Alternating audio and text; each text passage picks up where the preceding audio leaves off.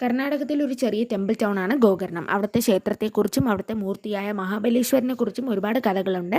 അപ്പോൾ അതിലൊരു കഥയാവാം ഇന്നത്തെ വീഡിയോയിൽ. ലങ്കയിലെ രാജാവായിരുന്നു രാവണൻ. അദ്ദേഹത്തിൻ്റെ അമ്മയായ കൈകസി വെച്ച് പൂജിച്ചിരുന്ന ശിവലിംഗം അസൂയാലുവായ ദേവേന്ദ്രൻ എടുത്തുകൊണ്ടുപോയി കടലിലെറിഞ്ഞു. അങ്ങനെ കൈകസി തൻ്റെ മകനോട് പറഞ്ഞു തനിക്ക് വെച്ച് പൂജിക്കാനായിട്ടൊരു ശിവലിംഗം വേണമെന്ന്. മഹാദേവന്റെ വാസസ്ഥാനമായ കൈലാസത്തിൽ ചെന്ന് രാവണൻ ദീർഘനേരം തപസ് ചെയ്തു. രാവണന്റെ ഘോരമായ തപസ് കണ്ട് മഹാദേവൻ തൃപ്തനായി രാവണന്റെ മുന്നിൽ പ്രത്യക്ഷപ്പെട്ട് എന്താണ് വേണ്ടതെന്ന് ചോദിച്ചു.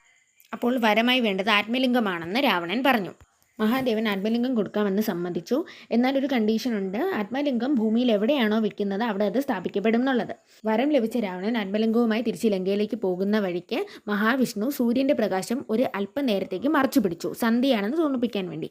ഇത് കണ്ട രാവണൻ സന്ധ്യാസമയത്ത് ചെയ്യേണ്ട പൂജയും കാര്യങ്ങളും ഉണ്ടല്ലോ, എന്നാൽ തൻ്റെ കയ്യിൽ ആത്മലിംഗം ഉള്ളതുകൊണ്ട് ഇത് ചെയ്യാൻ പറ്റില്ല എന്നാലോചിച്ച് വിഷമിച്ച് നിൽക്കുമ്പോഴാണ് പശുക്കളെ മേയ്ക്കുന്ന ഒരു ബ്രാഹ്മണ പയ്യനെ കാണുന്നത്. ആ ബ്രാഹ്മണ പയ്യൻ ഗണേശ ഭഗവാനായിരുന്നു. രാവണൻ ആ പയ്യനോട് പറയും സന്ധ്യാസമയത്തെ പൂജയും ചടങ്ങും താൻ ചെയ്ത് തീരുന്നത് വരെ ഈ ആത്മലിംഗം കയ്യിൽ തന്നെ വെച്ചുകൊണ്ട് നിൽക്കണമെന്ന്, അതായത് അതിനെ ഭൂമിയിലേക്ക് വെക്കരുത് എന്ന് പറയും. അപ്പോൾ ഗണേശ ഭഗവാൻ, അതായത് ബ്രാഹ്മണ പയ്യൻ്റെ രൂപത്തിലുള്ള ഗണേശ ഭഗവാനും പറയും ശരി, ഞാൻ വെച്ചുകൊണ്ട് നിൽക്കാം, പക്ഷേ ഒരു കാര്യമുള്ളത്, ഞാൻ 3 തവണ വരെ നിൻ്റെ പേര് വിളിക്കും, അപ്പോൾ അതിനകം നീ വരണം, ഇല്ലെങ്കിൽ ഞാൻ ഈ ആത്മലിംഗം ഭൂമിയിലേക്ക് വെക്കും എന്നാണ് പറയുന്നത്.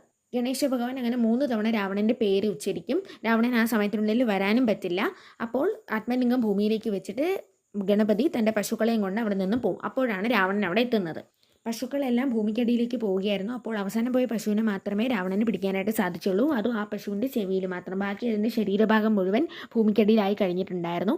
അങ്ങനെയാണ് ആ സ്ഥലത്തിന് ഗോകർണം എന്ന പേര് ലഭിച്ചത്. ഗോകർണം എന്നാൽ പശുവിൻ്റെ കർണം, ചെവി എന്നാണ് അർത്ഥം. അത് കഴിഞ്ഞ് രാവണൻ ആത്മലിംഗം അവിടെ നിന്ന് എടുത്ത് ഉയർത്താൻ ശ്രമിച്ചു, പക്ഷേ സാധിച്ചില്ല. സർവ്വശക്തിയും എടുത്തിട്ടും അതിന് കഴിഞ്ഞില്ല.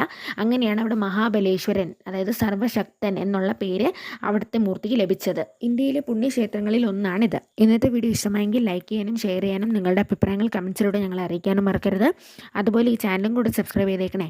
ബൈ.